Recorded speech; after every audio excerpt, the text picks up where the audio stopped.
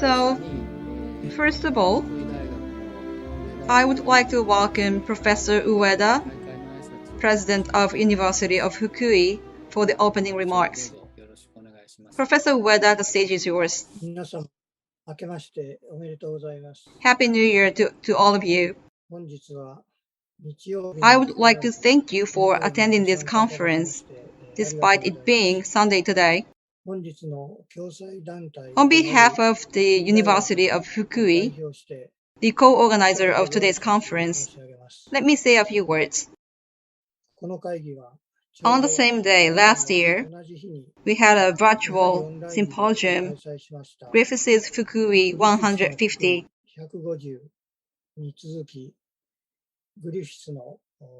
Today's conference is also part of the program to commemorate the 150th anniversary of Griffis' arrival in Fukui. The one-year period back then proved to be really significant for both Fukui and the Japan-US relationship as a whole afterwards. For Fukui in particular, Griffis opened a door for this interior part of Japan, far from center back then, to be connected to a global stage. In that sense, it would be fair to say he was the embodiment of globalization. Around this time, 150 years ago, Yuri Kimimasa and the Ministry of Education asked Griffis to come to Tokyo. It was a difficult decision for him to make. Still, he was to leave Fukui on January 22nd. On the eve of his departure, he wrote, "Farewell, Fukui. Thou hast been a well of blessing, for in thee I have found some truth."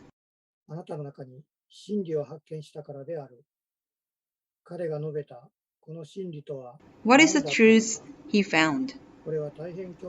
This really is an interesting topic. The clues to that are found in a lot of detailed pieces of writings Griffis left, it seems. First, his journal and letters he wrote during his stay in Fukui, and his signature work, The Mikado's Empire, written after his return to the United States. In addition, his contributions to various prestigious publications in Japan and the United States, I hear. Today, we have researchers from Japan and the US who are well versed in Griffis' writings. I am really looking forward to hearing their thoughts on that theme. During his stay in Fukui for 11 months, Griffis witnessed Japan's turbulent period and its history along with the abolition of the Han feudal domain system. And living far away from his family and alone in a foreign land, he seemed to have an emotional conflict. Today's conference will explore Griffis further, focusing on his public life on one session and his emotional journey as a human being in the other. Through both sessions, the true meaning of the truth he mentioned will be discussed deeper, I expect. Please enjoy the conference. Thank you. Thank you very much, Professor Ueda.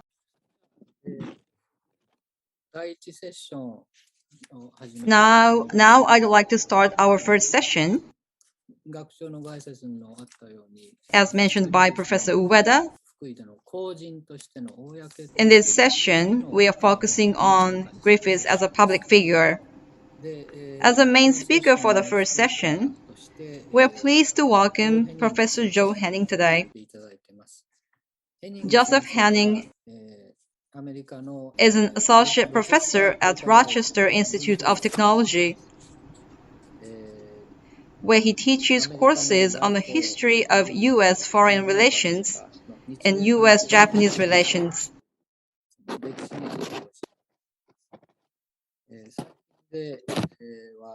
He recently published Interpreting the Mikado's Empire, the writings of William Elliot Griffis. His first book, Outposts of Civilization, Race, Religion, and the Formative Years of American-Japanese Relations, won the Stuart L. Burness Book Prize awarded by the Society for Historians of American Foreign Relations, and was published also in the Japanese translation. So he should be the perfect expert to talk about this theme. Professor Henning, stage is yours.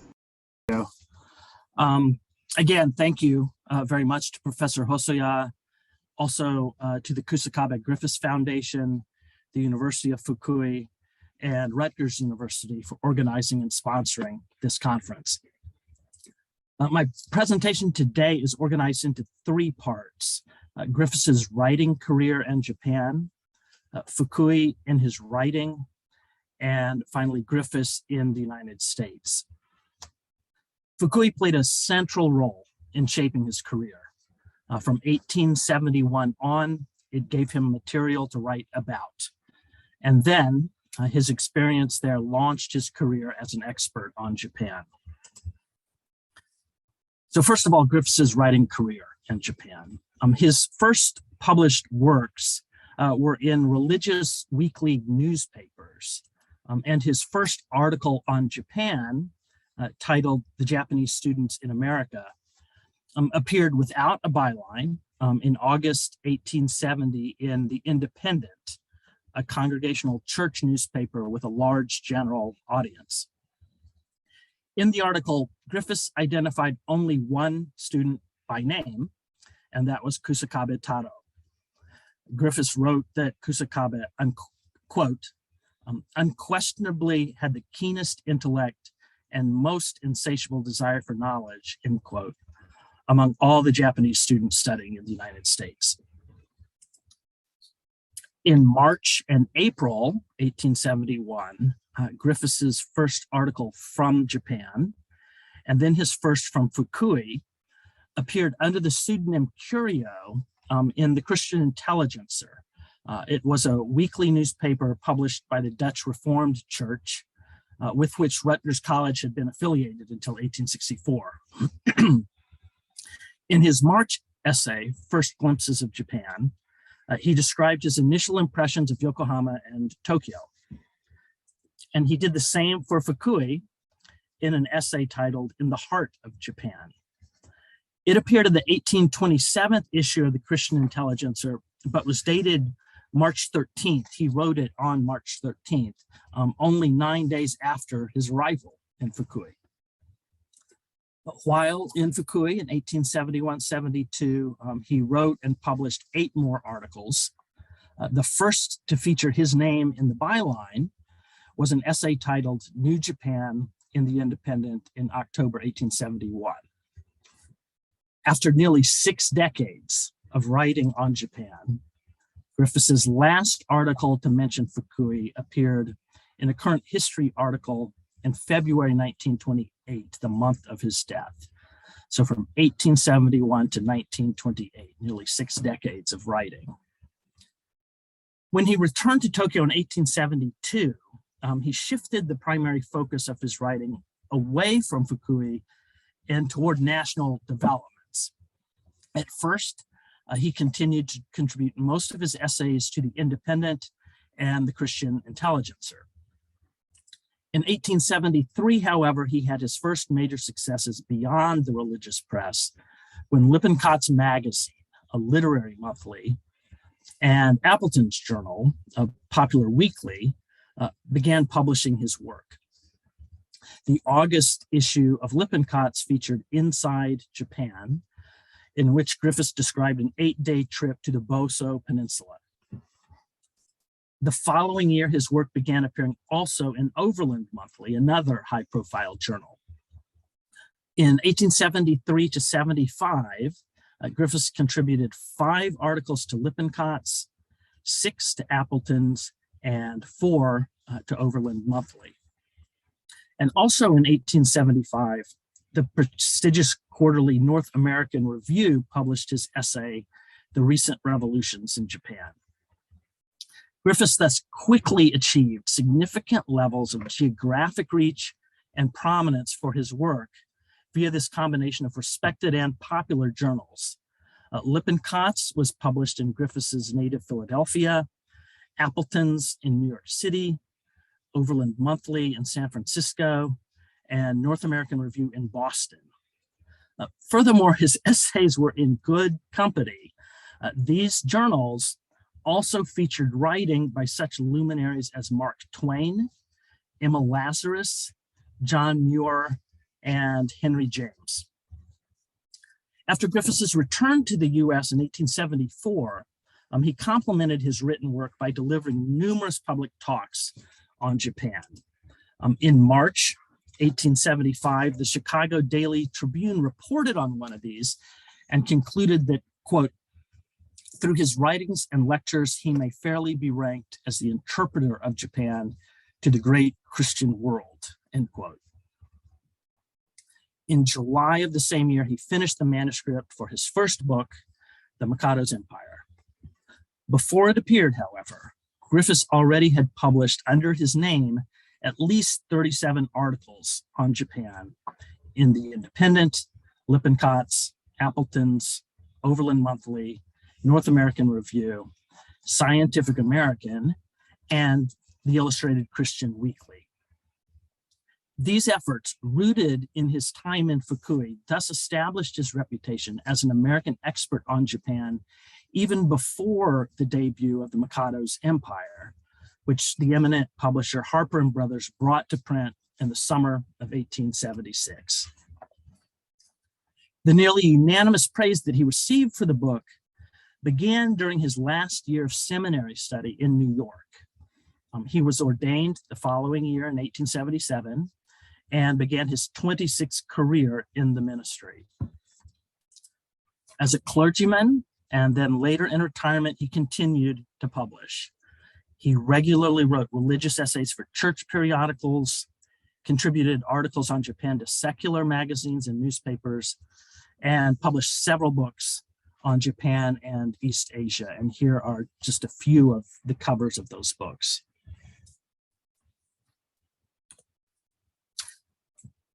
Now, Fukui in his writing. Griffis based his first published descriptions of Fukui primarily on what he saw, and more importantly, what he did not see there. In his earliest articles, written from the perspective of, quote, one fresh from the intense life and energies of an American metropolis, end quote, he described his arrival in Fukui as similar to stepping back in time into the 13th or 12th century, or even into the Stone Age. Rather than describe the city's features, he wrote, it was easier to list what was absent. Griffis asked in the Christian Intelligencer, quote, doesn't it seem a curious idea to live every day where there are no railroads, nor snorting locomotive, nor telegraph wires, nor printing press, nor pavements, nor parks, nor milkman, nor newsboy? How could we do without gas, newspapers, glass windows, and streetcars, end quote. Even after stepping indoors, he noted that, quote, there was not a stove in any house, no sofas, chairs, tables, bedsteads, or washstands, end quote. And after 1 month in Fukui, when asked by a Buddhist priest to identify what seemed strangest to a foreigner there, he began by noting, quote, houses without chimneys, hills without cattle, fields without fences, the wearing of loose clothes by men, and of tight ones by women, end quote. Despite these material differences, however, Griffis observed that, quote, here was a people civilized for centuries, end quote. His hosts in Fukui were unfailing in their welcome from his first days there, which he gratefully acknowledged. He regularly received not only small gifts for his home and table, but also was, quote, the recipient of hospitalities from prince, officer, and merchant, and of kindness, honor, and attention from all classes, he wrote in Lippincott's magazine. In the following weeks and months, as he traveled on horseback into the surrounding countryside, villagers sometimes would leave their work to greet him and his samurai escorts by kneeling and bowing their heads to the ground. Griffis wrote that as an American, he did not relish the sight of so many on their knees before him, yet he noted humorously that, quote, I now find out why the Japanese have no hair on their foreheads, end quote. The warmth of the reception that Griffis received in Fukui soon led him to begin referring to it as a well of blessing, a literal translation of its name.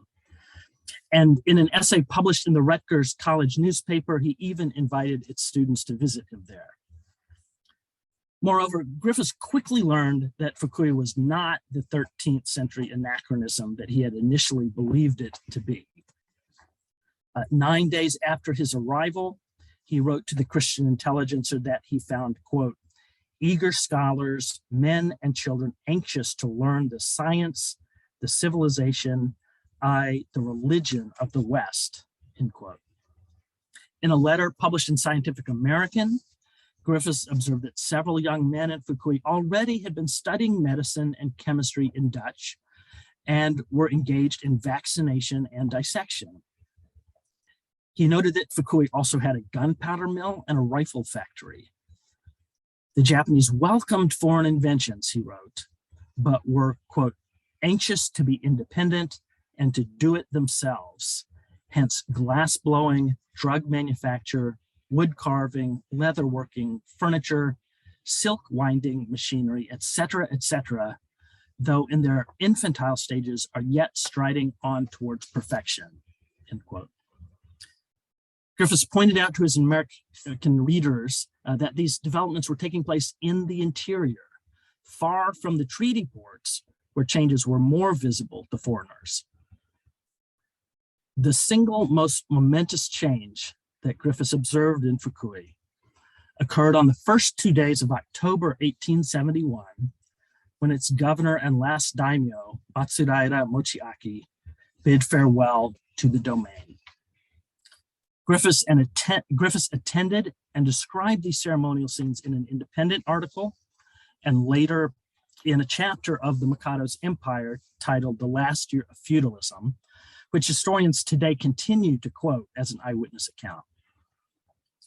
On October 1st, which Griffis described as, quote, a golden day in the golden autumn, end quote, the 3,000 samurai of the Fukui clan gathered in the castle. Griffis wrote, quote, it was more than a farewell to their feudal lord. It was the solemn burial of the institutions under which their fathers had lived for 700 years. Each face seemed to wear a faraway expression, as if their eyes were looking into the past or striving to probe an uncertain future, end quote. On the following day, the people of Fukui and nearby villages wore their best clothes and lined the streets to see their last daimyo for the last time as he departed for Tokyo. In his personal journal, Griffis described it as, quote, feudal Japan merging into the civilized empire, end quote. And in the Mikado's Empire, he summarized the transition by writing that, quote, the era of loyalty is past, the era of patriotism has come, end quote. When Griffis left Fukui to teach in Tokyo in January 1872, 150 years ago, he initially transferred his attention as a writer away from Fukui. Soon, however, he realized how unique his experiences there had been in terms of geography and timing. He was one of the few foreigners to have resided in an interior city far from the treaty ports and had been an eyewitness to its daimyo's departure.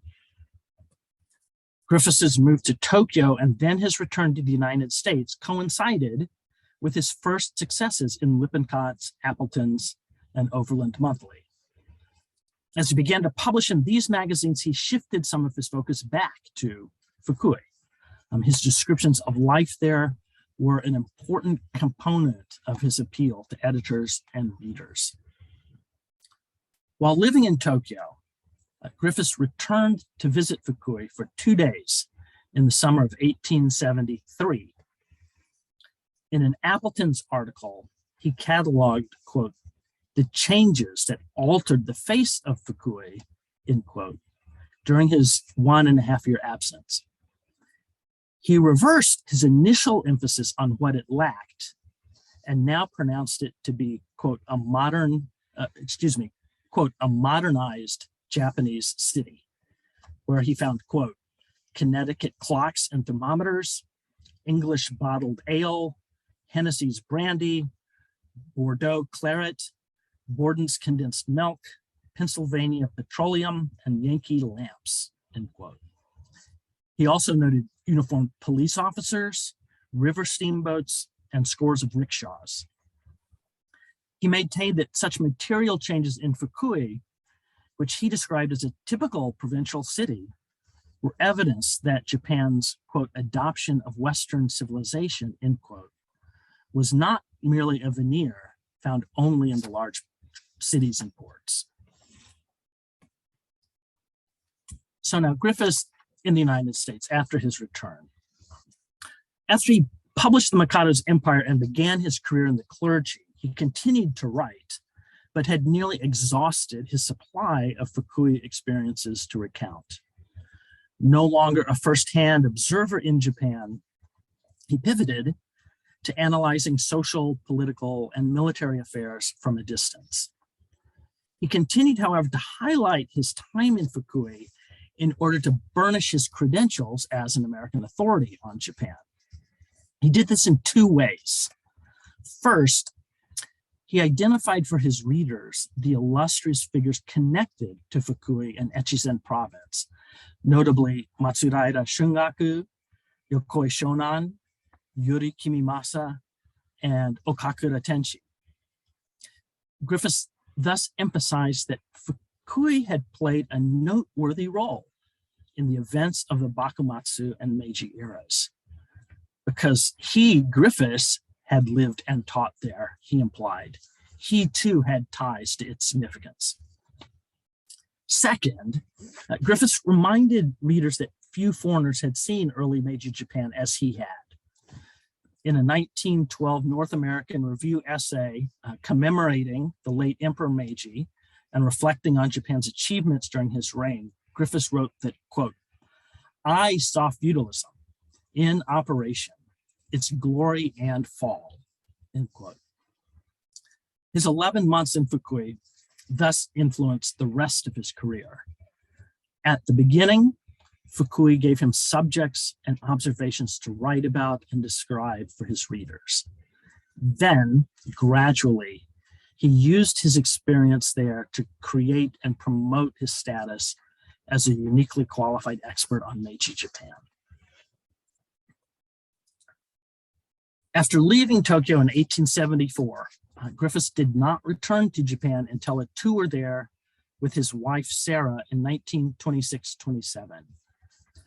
On December 25th, 1926, in Shinagawa, he paid his respects at the graves of the Fukui daimyo Matsudaira Shungaku and Matsudaira Mochiaki. 4 months later, on April 25th through 29th, 1927, he returned to visit Fukui for the first time in 54 years, met at least 1 dozen of his former students, and again was treated as an honored guest. In The Mikado's Empire, Griffis wrote that Fukui had been for him, quote, a well of blessing for in thee I have found some truth, end quote, the passage that President Ueda read earlier. Griffis wrote that he had learned that the Japanese, quote, are just like ourselves, their hearts the same as ours, end quote. In later years, he broadened and affirmed this truth. The human nature of Asians and Americans was fundamentally identical, he wrote. Moreover, in Fukui, he had seen the political, social, and material changes that were transforming Meiji Japan. To conclude, I'll offer one last quote from Griffis's work. In 1928, back home in the United States, he was still thinking and writing about his time in Fukui. In an article published in February, the month in which he died, he wrote that, quote, I was a witness in the castled city of Fukui in 1871 when Japan set an example to the world, end quote. And thank you. はい、ヘニング先生、どうもありがとうございました。Thank you very much, Professor Henning. Based on your solid research on Griffis with various documents he left, you vividly depicted how he spent his time in Fukui. Thank you. Now, we'd like to receive some comments for the Professor Henning's presentation.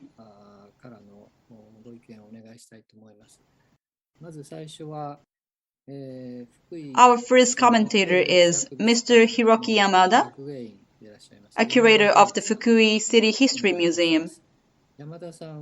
He specializes in the political history and the history of Western learning during Bakubatsu Isshin period around mid to the end 19th century. Based on his specialties, since 2017, he's been involved to organize some special exhibitions. One notable example is Shogunate Iemochi and Princess Kazunomiya in 2019. Last year, Griffith's view of Meiji-era Fukui was held, which was dedicated for the commemoration of the 150th anniversary of his arrival in Fukui. He was also involved in the exhibition of Ryoma Sakamoto in Fukui. Mr. Yamada, the stage is yours. Thank you for the kind introduction. I'm Hiroki Yamada, a curator at the Fukui City History Museum. I'm glad to join you today, that I am honored to be invited to this very meaningful conference, commemorating the 150th anniversary of Griffith's arrival in Fukui. Our museum boasts a large collection of materials related to Matsudaira Shungaku and Matsudaira Mochiaki, the lords of the Fukui domain, who invited Griffiths to Fukui. Among them are letters that Griffiths received when he was a teacher at the domain school and manuscripts from his later years. When Matsudaira Yoshitami, Shungaku's son, and close friend of Griffiths, established the Shungaku Memorial Library in 1917 to honor his father's achievements. Griffiths selected materials related to Shungaku from his collection and donated them to Yoshitami. Therefore, it is safe to say these materials have the same origin as the Griffiths collection at Rutgers University.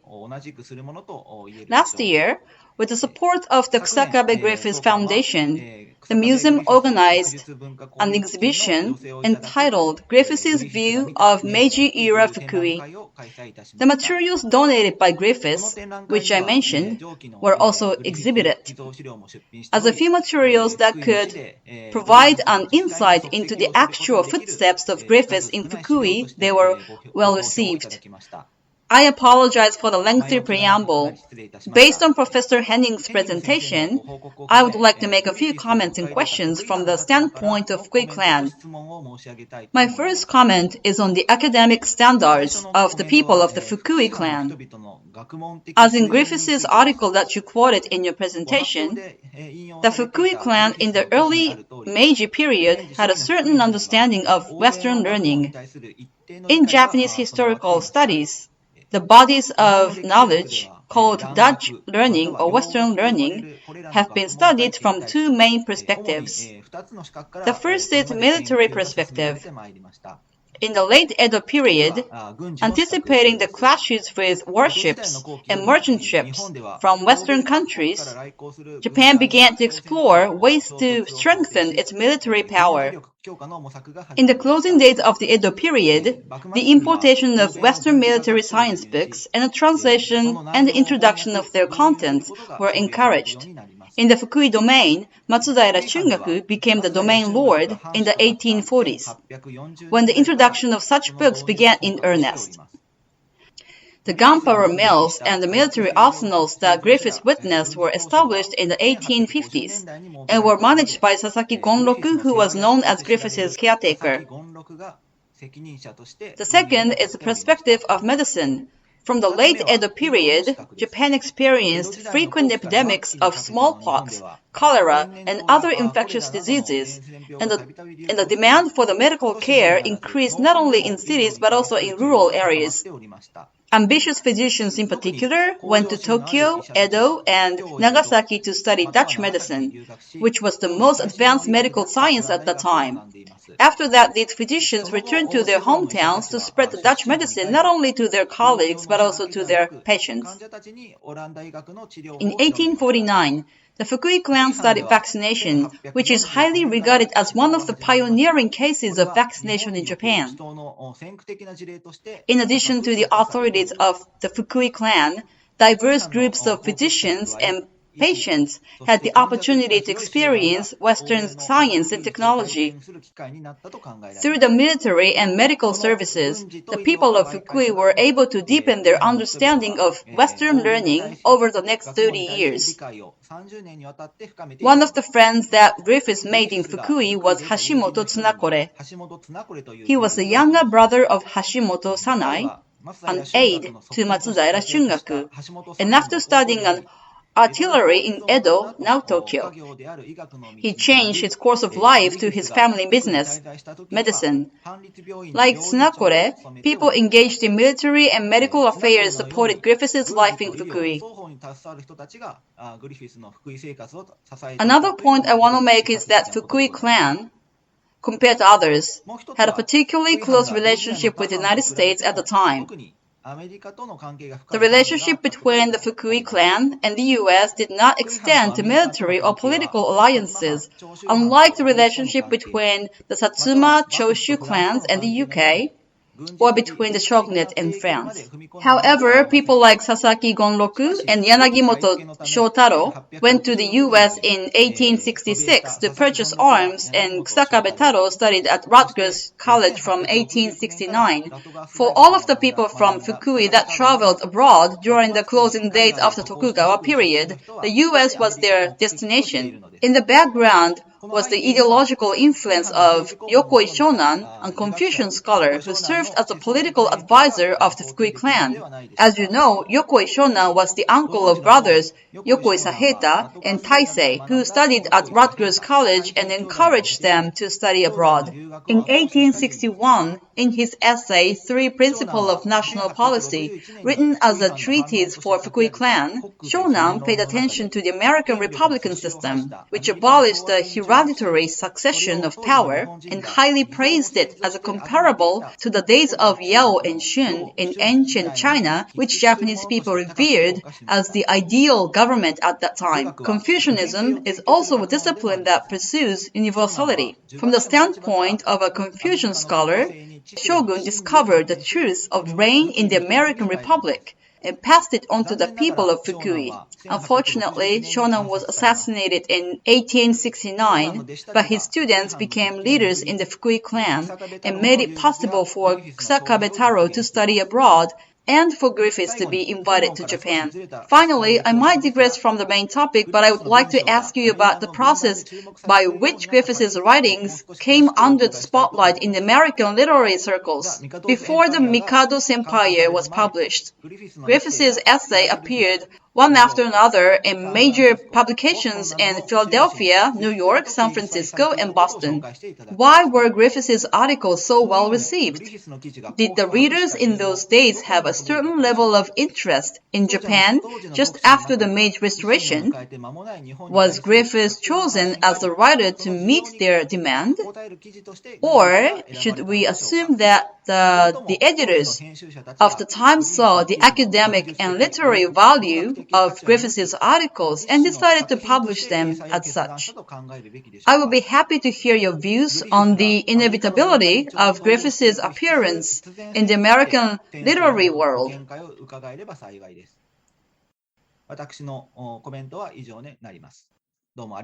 Thank you very much, Mr. Yamada. He talked about the history of Western learning in Fukui through Bakumatsu or mid-19th century through the perspectives of military and medicine. Regarding the fact that Yokoi Shonan influenced the deep relationship between Fukui clan and the U.S. It was a very suggestive comment. Thank you very much for your comment and questions. Yamada-san, the first question, the level of American interest in Japan versus the literary value of Griffiths' writing on Japan. I think there's something in both of those instances. American interest in Japan from the 1860s on in the US and in Europe as well. There was an increasing fascination with Japanese style, with aesthetic styles, Japanese arts, Japanese crafts, ukiyo-e, for instance.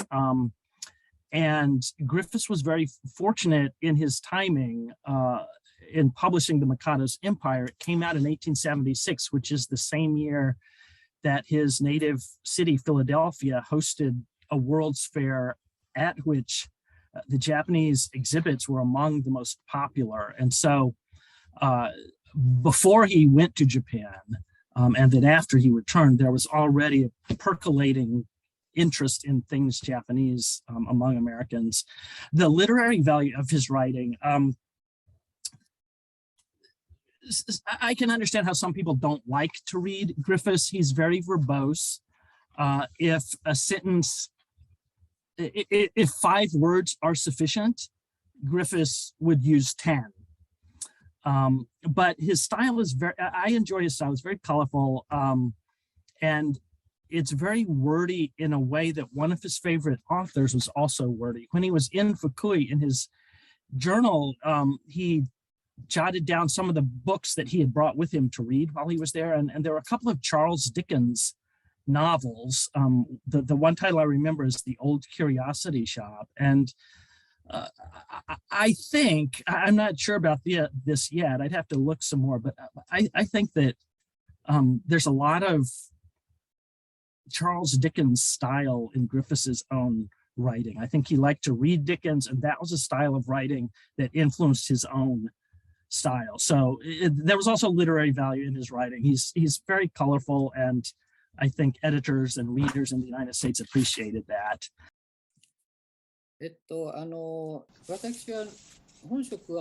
My main job is a professor at the University of Fukui, but this conference is organized by the Kusakabe Griffiths Foundation, so I will make my presentation representing the foundation.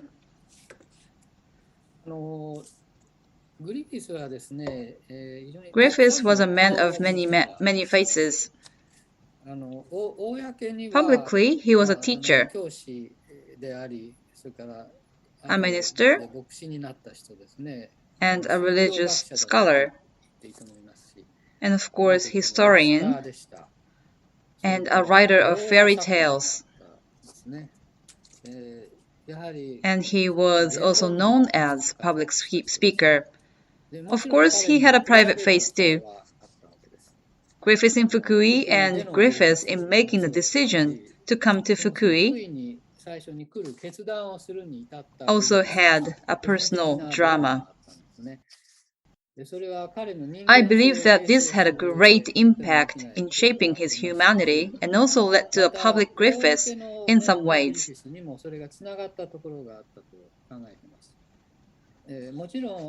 Ostensibly, he made a sharp distinction between public and private, of course.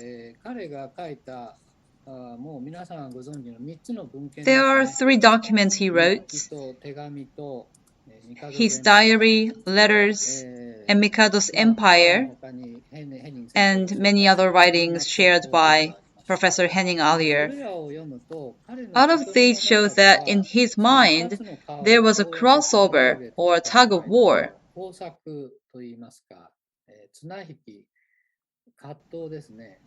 Like a conflict and reconciliation between his 2 faces. First, let us talk about how he made the decision to accept the invitation from Fukui.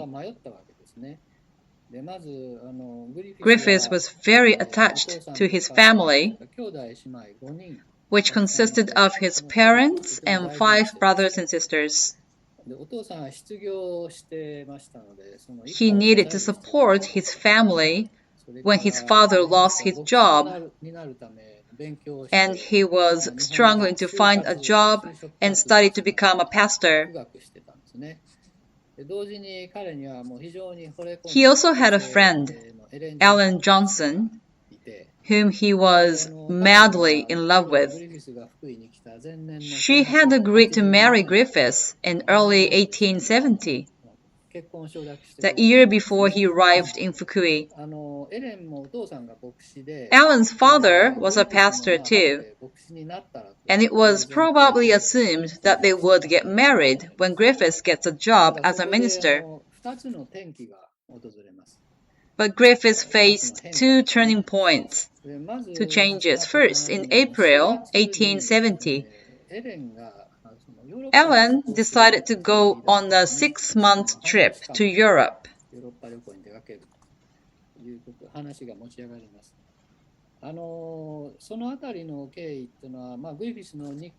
We can see the details in Griffith's diary, and this is one of the pages. This was written between April 4th to 17th, 1870, right before Ellen left for Europe. She left on April 20th for Europe. The points we want to pay attention in this page are 6 parts, marked in red. We can see numbers. What do you think they are? They indicate the time of that day, such as 11:30 to 1 o'clock. What does this mean? According to a person who does research on this, it indicates a time when Griffis had a private talk with Ellen. I imagine Griffis had a mixed feeling back then. It was right before Ellen's departure. He didn't want her to leave, but he couldn't stop her. So that's why he expressed his feeling using only symbols and numbers.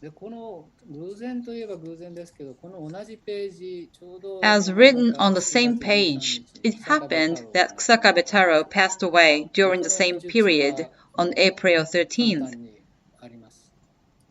There also is a line describing Griffis also attended Taro's funeral 2 days later. Right after that, he left for New York by train to see Ellen. The relationship between Griffis and Kusakabe Taro is not my main focus in this presentation, but on Targum, Rutgers College newspaper, Griffis edited as a chief editor on this newspaper. Griffis wrote an obituary for Taro. It was a fine obituary. I was impressed how well written it is. But I observed Griffis may have wrote this from a public perspective. The description was objective and did not show any personal affection to Taro. Aside from this, there is no remarks on Taro Kusakabe in Griffith's diary. The friendship between Griffiths and Kusakabe is often speculated, but I don't think that's based on the truth. The second turning point came in September. He was invited to come to Fukui as a teacher.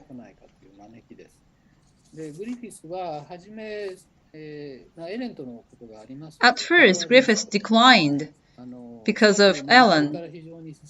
However, the people around him all said he should go, and he was torn.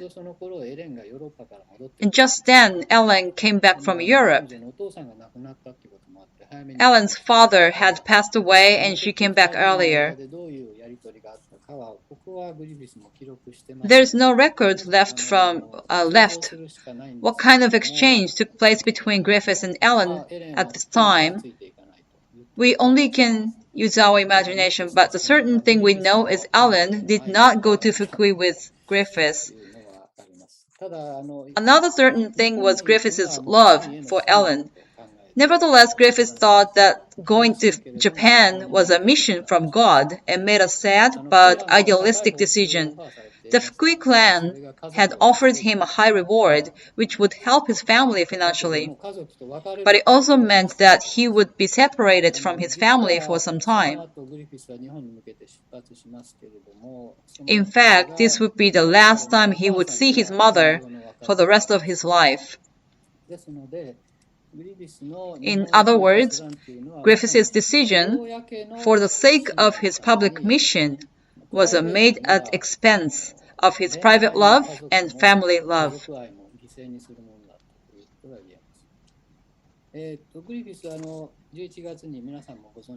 Griffiths left Philadelphia in November,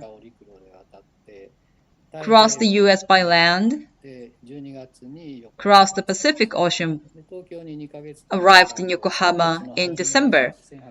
After a 2-month stay in Tokyo, he arrived in Fukui in early March 1871.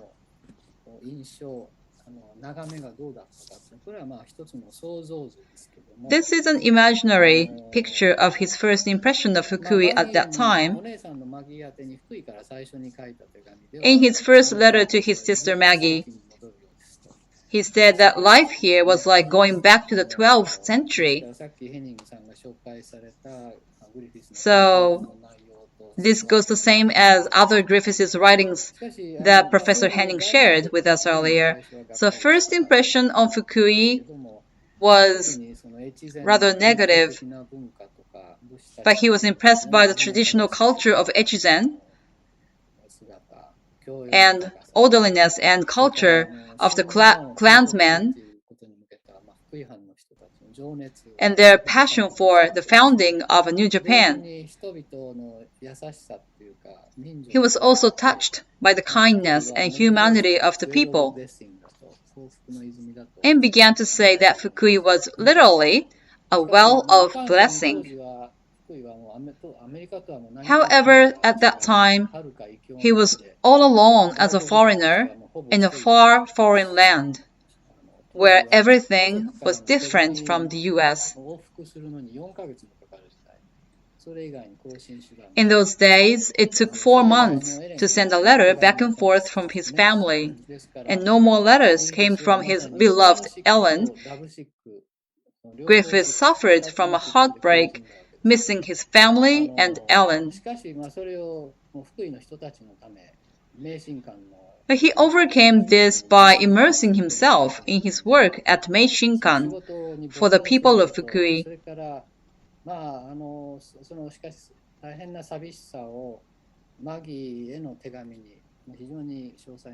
His lonely feelings were expressed in letters to Maggie as if he had confessed it to God.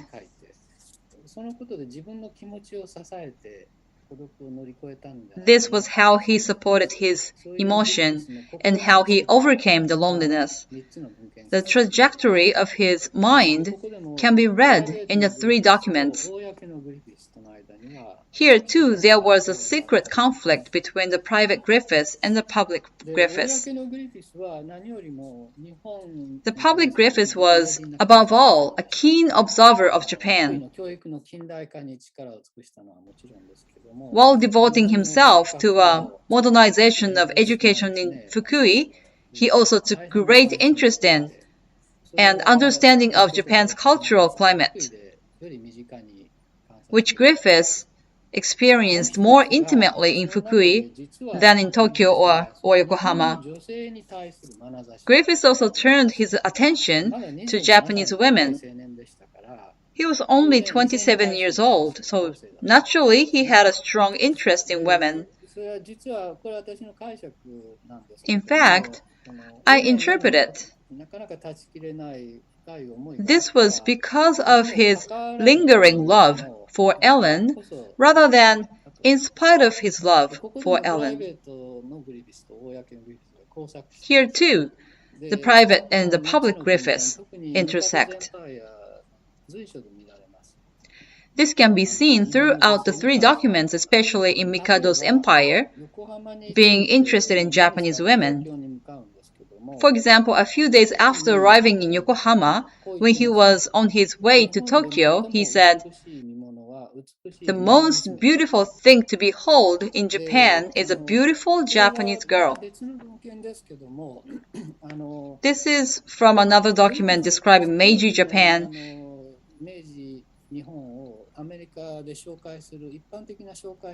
For American general public, Japan in Our Day, it is a book edited by someone before Griffis, then revised by Griffis. The very first frontispiece in this book was this picture.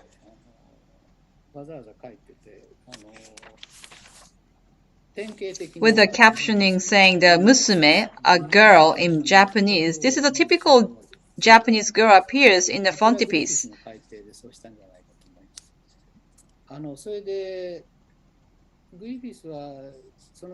On the same year, August, Griffis undergoes a tempting ordeal in Fukui. This is just a picture I randomly picked from the internet. An 18-year-old girl named Oruiwa,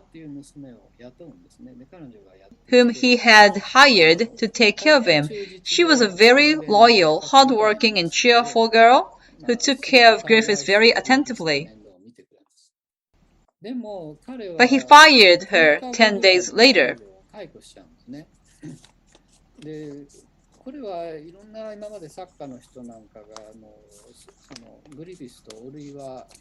There was a lot of speculations what exactly the relationship between Griffis and Oruiwa was like, but this letter to Magi makes it clear.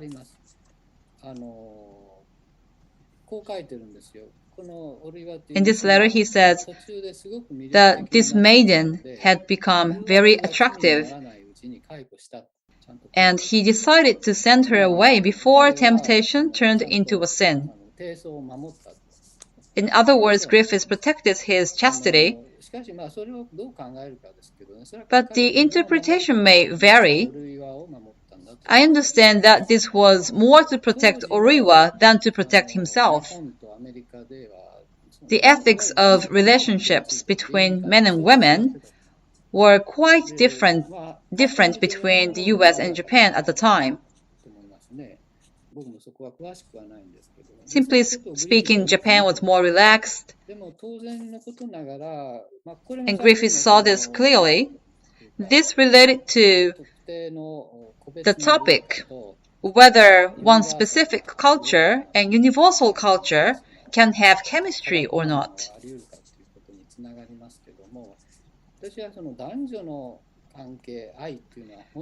But of course, the essential nature of love between a man and a woman is the same everywhere.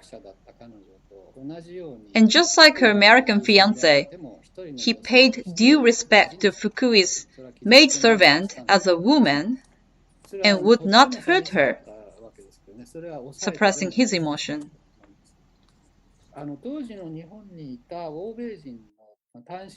Back then, 99 out of 100 single Western men in Japan, according to Griffis himself, had temporary wives. So it is fair to say Griffis was an honest person. Griffis also wrote elsewhere that he saw in Japanese women the image of women back home in the US, including Ellen. The most symbolic crossover between Griffis as a person and his public face, in my opinion, was the Christmas party he held in Fukui.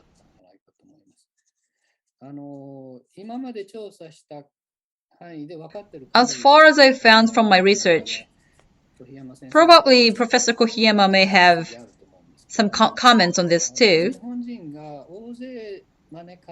This was the first public Christmas party in Japan, to which many Japanese people were invited. Griffis himself recorded the event in detail in the 3 documents. And this diary he wrote, this is a picture of Griffis Museum. On his diary, on December 24th, I had Fukui's family. Family here indicates his students and servants.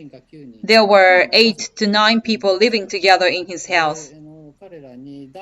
They hang their tabi or Japanese socks from the fireplace because stockings were not yet available in Fukui. He tucked them in bed by 12. And he filled the tabi socks with gifts until 1 a.m. And he went to bed at 1:15. In other words, Griffis played Santa Claus. I'm not sure how much Christmas event was practiced in the US back then in early 19th century. Probably it was only started to be practiced.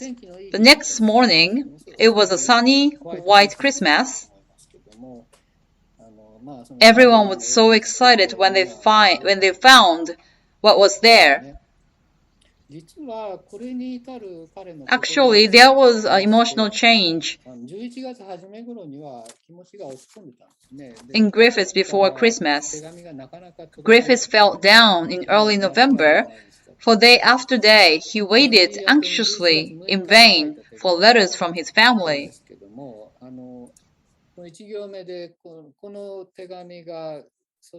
This is a letter to Maggie dated November 6th. This letter will reach you just about Christmas Day. I'm supposed to greet you with a Merry Christmas as a matter of course, but this is a sad message sent from the depths of the well of happiness. On Christmas Day, I will be quietly surrounded by the white world with no one to say Merry Christmas to. So at that time, he didn't think of having a Christmas party in Fukui. But then Griffis pulled himself together. He and his students who lived with him read the Bible on Sundays and shared the story of Christ. And their mutual feelings grew. And he demonstrated his love of family for Fukui's family. He was able to reset his mind, and this is a letter for Maggie wrote on December 24th.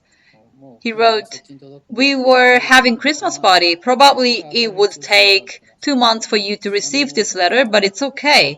And here his tone turned to be rather cheerful. This is an imagination-based painting. On December 25th, the other students of Meihinkan, teachers, and clan officials were invited, and a total of 60 to 70 people came. Everyone had a great time. I think this was more than just sharing fun with the people around him, even though the party was not a religious event. The celebration of Christmas still has its origins in Christian tradition. However, I think Griffis, whose stay in Fukui was coming to an end, was convinced of this idea. There are many different cultures in each country, but the human heart is the same everywhere. There are many different religions, monotheism, polytheism, but they all have common values rooted in humanity regardless of the religion.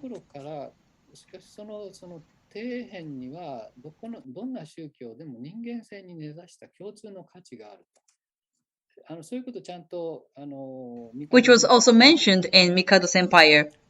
In other words, different cultures are essentially the same culture. The same culture, or should I say, one shared civilization, where all human beings belong. I think he had this kind of basic philosophy. Griffis experienced this realization more vividly, especially because he was in Fukui, a place which was considered to be far from the West. He wrote about this thought in many places. This is the end of chapter 15 of Mikado's Empire, which was an adaptation and reproduction of his diary in Fukui. On the day before he left Fukui, January 21st, he wrote 3 words as mentioned by other speakers today. This is a trite truism, yet in its truth consists its novelty.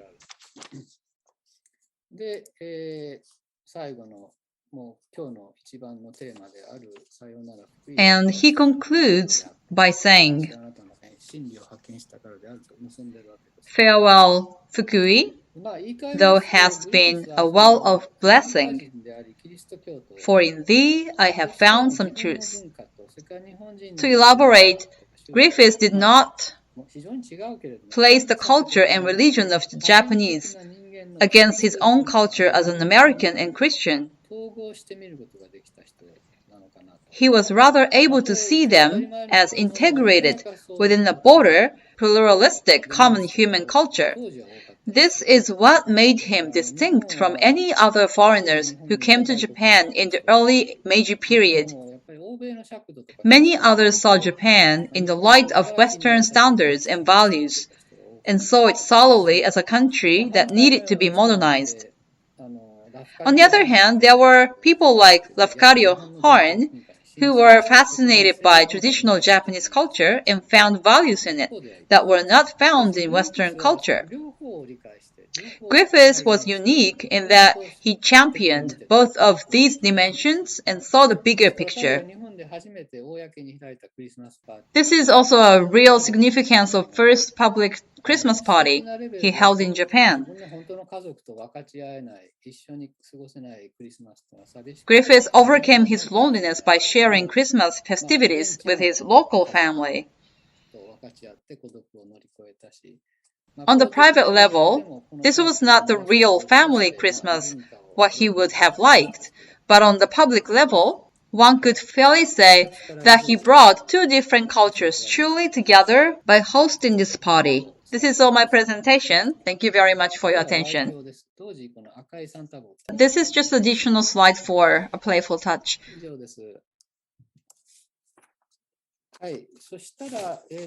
So I would like to welcome some comments to my presentation, and our first commentator is Fernanda Perón. As you all know about her very well, I assume I don't have to introduce her in details, but she is an archivist at Rutgers University and head of the exhibitions program. She's also a curator of the Griffis collection of Alexander Library. Her research has focused on archives, the history of American women, Japanese and Korean history, and on Meiji-era Japan. Professor Fernanda, the stage is yours. Thank you very much for inviting me to speak. In The Personal Face of Griffis, Professor Hosoya frames William Elliot Griffis' experiences in Fukui as a struggle and ultimate reconciliation between his public and private faces. Publicly, Griffis approached Japan as an educator and future minister. As he wrote to his sister Margaret, "I feel a call there in preaching the gospel in an indirect way and help prepare the country for the gospel." Privately, Griffis was struggling with rejection by his former fiancé, Ellen Johnson, who apparently declined to accompany him to Fukui. Hosoya-san is correct in emphasizing the importance of the relationship with Ellen, which is played down by earlier biographer Edward R. Beauchamp and by Griffis himself. Griffis also dreaded the separation from his family, to whom he was close, and was understandably apprehensive about life in a new, strange, and distant country. Griffis was ultimately able to reconcile his public enthusiasm and private misgivings by emphasizing that the position in Fukui would enable him to earn money to help his family back home. The theme of today's conference is Griffis and Truth in Fukui. The three best sources for understanding Griffis' time in Fukui are his diary, his letters to his family, particularly to his sister Margaret or Maggie, and his writings, both for American newspapers and magazines while in Japan and in the Mikado's Empire, which was published in 1876, shortly after his return. These sources are significant because they were written close to the time of the events discussed. In later years, Griffis would embellish his experiences in Fukui, for example, stating that he was the first American to be called to Japan under the Meiji Charter Oath of 1868, when he actually did not arrive until the end of 1870. Of the three sources, the diary may be the most accurate, since it was kept on an almost daily basis and was not written for a particular audience other than Griffis himself. The diary probably gives the best account of what Griffis' life in Fukui was like day to day. It lacks, however, the rich description, drama, and reflection of his letters and writings. This distinction leads to certain anomalies. For instance, in his writings, Griffis plays down the presence of the other foreign teacher in Fukui, Briton Alfred Lucy, who taught English. In a letter to his sister, he writes that Lucy does not go out much, except to go shooting.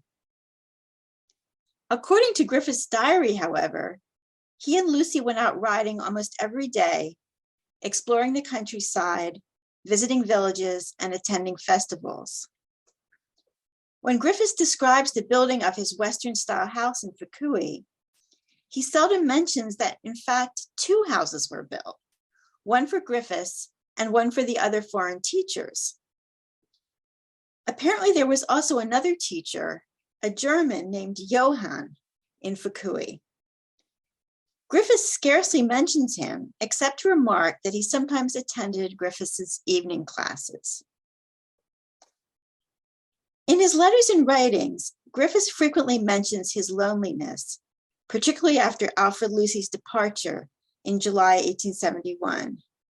He writes, "I keep plodding here day after day, sometimes homesick, heartsick, and discouraged, but with the strength and determination to do my Japanese work well, to fight it out on one line, and try to leave my ineffaceable on the Japan of the future." Griffis' loneliness and homesickness were real.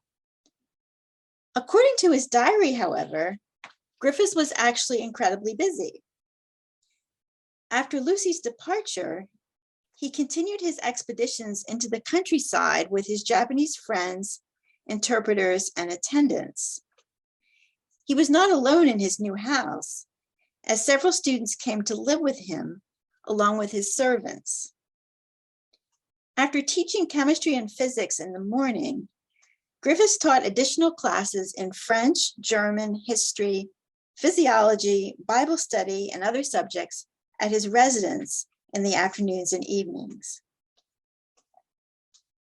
Hosoya-san identifies the Christmas party that Griffis hosted in December 1871 as the most symbolic crossover between Griffis as a person and his public face.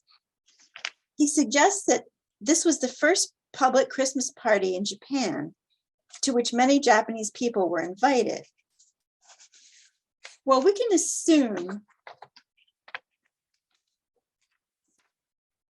that missionaries in Nagasaki, Yokohama, and Tokyo had Christmas parties before 1871. It is possible that Griffis' party was unique in that many Japanese people attended. There were, of course, hardly any foreigners in Fukui, apart from Griffis. Holding the party was something of a risk, in that on Christmas Day, Griffis spoke to his guests about the birth of Jesus at a time when proselytizing was still illegal in Japan.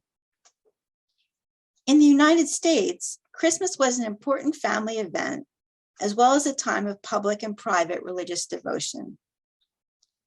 By hosting a Christmas party for his Japanese friends, Griffis successfully brought this private event into the public sphere. The Christmas party also brings up another public-private struggle: how to practice one's faith in the absence of organized religion. Griffis deliberately limited his activities on Sunday, the Sabbath, which was a regular day in Japan. He tried to keep up with theological reading and took the opportunity to teach his students about the Bible, apparently having no trouble with the authorities, despite the questionable legal status of this practice. Without the trappings of organized religion, Griffis developed a more personal relationship with God while in Fukui. As he wrote to Maggie, "Away off in this land, the inner life becomes more intense. The narrow vision, once circumscribed by the blinders of custom and cant, opens out into a sunny breadth of view. And with the intense conviction of the sinfulness of sin and the surety of a home for all God's faithful workers, my mother's son yet learns to think lightly of and to be amused with local and one earth corner expressions of enthusiasm." Griffis' religious development while in Fukui contributed to what again is the theme of this conference, truth. Before leaving Fukui, Griffis wrote in his diary, we've heard this already tonight, "Yet these people are just like ourselves, their hearts the same as ours. Their emotions and traits, both noble and despicable, are twin to those which belong to mankind between the Alleghenies and the Atlantic. This is a trite truism, yet in its truth contains its novelty. When men of different climes and nations see behind each other's mail of codes, manners, education, and systems their common humanity, the hope of their dwelling in peace as children of one Father is no longer a chimera." As Hosoya-san points out, the truth that Griffis finds in Fukui is just that, a realization of our common humanity. This realization is much more than a trite truism. At a time when people were as divided by race, class, and religion as they are today, Griffis' perspective is refreshing and powerful. Thank you. Hi, thank you very much.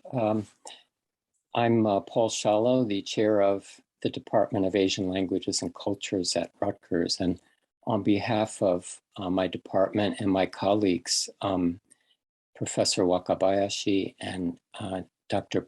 Fernanda Perron, I'd like to, first of all, just thank President Ueda and Professor Hosoya for this wonderful workshop and for involving us. Under their leadership, we've seen a real renaissance of the relationship between Rutgers and Fukui in the last few years. So we want to see that continue, and we're very happy to be part of today's gathering. I was really intrigued by the structure of this workshop, sort of contrasting the dialectic of the private and the public. And I think it really resonated with me at multiple levels. But if I may, by way of closing the workshop, just speak a little bit about my own sort of private experience in Japan, and then link that to maybe something public. That's how I'd like to address my closing remarks with you tonight. Tonight here and morning there in Japan. I went to Japan as an exchange student in high school in 1970. So it was 100 years after Griffis went to Fukui. And I think I probably had a mini Griffis experience, feeling that I had stepped into the past somewhat. And I was in Fukuoka, not Fukui. So to use his direct translation, I had discovery of truth in a hill of blessings rather than a well of blessings, if you think of Fukuoka as a hill of blessings. And I didn't, it was a much more modest discovery, I think, because I didn't realize that I had discovered common humanity until the following year or 2 years later, when I went back to start college after my high school year in Japan. And it was the Vietnam War era. And I was drafted into the, or I was called up for draft into the Army after my freshman year. I, of course, I didn't like the idea of my country asking me to go to Vietnam and possibly kill Vietnamese people. So I chose to be a conscientious objector, which was a system that allowed people to refuse to go in the army on the basis of conscience. And my thinking was, my own father's generation had been asked to fight the Japanese people. And here, 25 years later, I had been in a Japanese classroom and making friends with these same people. And I thought, perhaps someday, rather than me go to Vietnam and potentially kill people, I might someday have a son or daughter who would be an exchange student to Vietnam and sit in a classroom and make friends with Vietnamese people. So for that reason, I felt I couldn't kill, or I couldn't be involved in the military. And listening to the talks tonight, I couldn't help but reflect on that in terms of, my exchange student year in Fukuoka being a kind of revelation of that truth of common humanity, which Fernanda Perón called refreshing and powerful. And I still find it to be that way. I understand the complexity of truth and how it's embedded in value systems, as several people mentioned tonight. But at some level, I think that we do have opportunities in our lives to transcend our value systems and realize that there's something greater.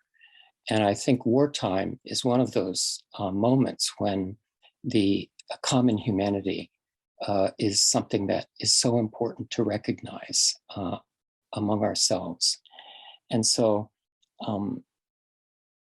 with that thought of my private experience, leading to, I suppose you could call it a political decision.